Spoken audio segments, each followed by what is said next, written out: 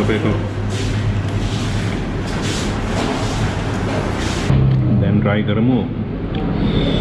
මේ මාළු කෑල්ල බත් එක්ක කනා ගන්න ඉස්සර නිකන් පොඩ්ඩක් කාලා බලමුනේ.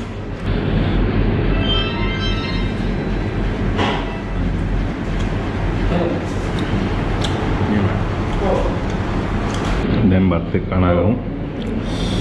මාළුයි මඤ්ඤොක්ක කෑල්ලක් දාලා බෝන්ටි දාලා අල තෙල් දාලා පොඩ්ඩක් දාලා නනලා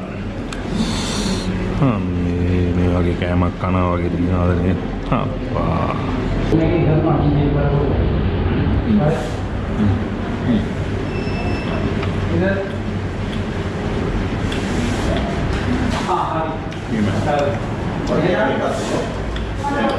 ඒක